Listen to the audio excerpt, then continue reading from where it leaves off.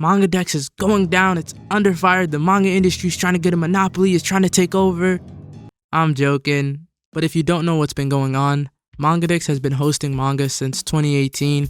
It's the biggest manga library on the internet, and it's just entirely run by people who are doing it out of pure love, because they're definitely not making any money off of this. Dex ain't even monetized. But lately, it got hit with a bunch of DMCA claims from these big Japanese and Korean companies, and they're just snapping chapters out of existence second after second after second. Over 660,000 chapters have been officially vanished from the website in just 1 week. And there might have been even more since I'm recording this a few days after it happened.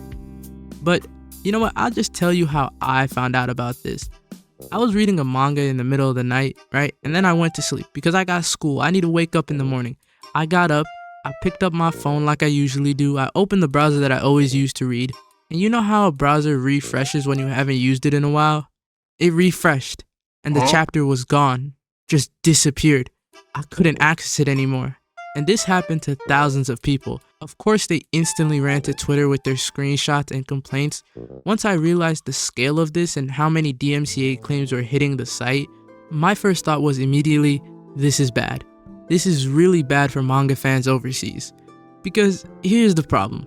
Some of the mangas that they took down don't even have an official English translation.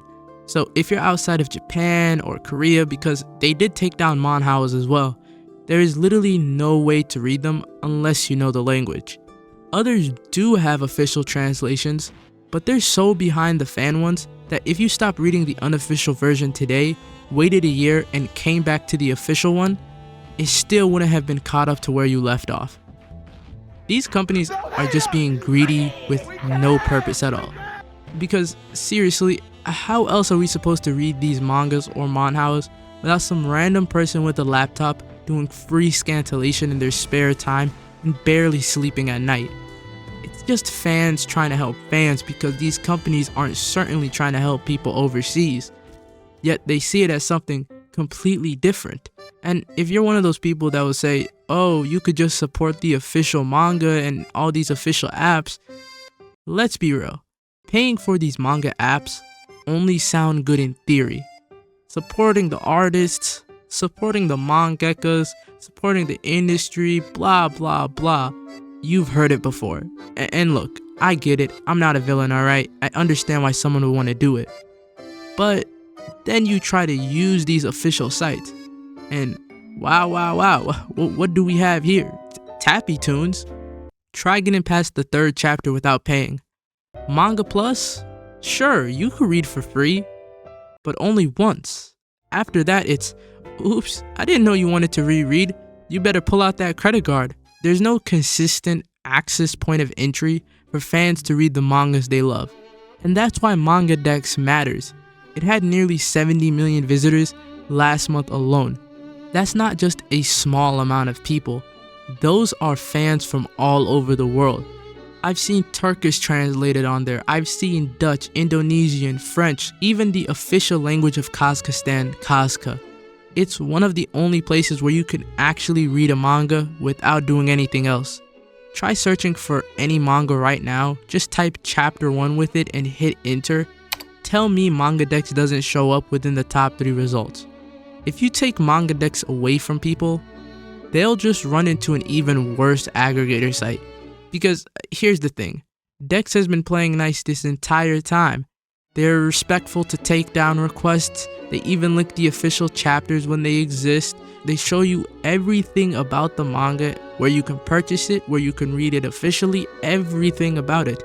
This isn't just about copyright. This isn't just about DMCA strikes. It's about how out of touch these companies are with their international audience. Without sites like MangaDex, a lot of these series wouldn't be as popular as they are right now. It's exactly like when Nintendo was trying to copyright strike down YouTubers for playing their games.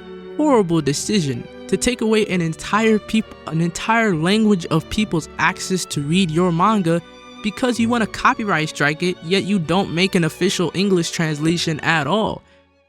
Look, I'm not saying piracy is 100% the answer, But when the official means are this bad and people just want to read mangas without opening their wallet, it's no wonder people end up on a site like Dex. And trust me, MangaDex will bounce back. This isn't their first rodeo, they've dealt with this before. I've seen LARC die, MangaKakalot die, and many other websites, but Dex has stood and they'll find a way again. But still, it's just a stupid thing for these companies to do. Stop trying to punish people who are trying to enjoy a story without having to pay for it. Passion shouldn't be hidden behind a paywall. Anyways, I'll be here, chilling on my channel. If you want to subscribe, you can, because I upload daily anime videos and I talk about animes, new animes, old animes. It really doesn't matter. But anyways, I'll be refreshing MangaDex every 10 seconds, hoping my favorite manga comes back.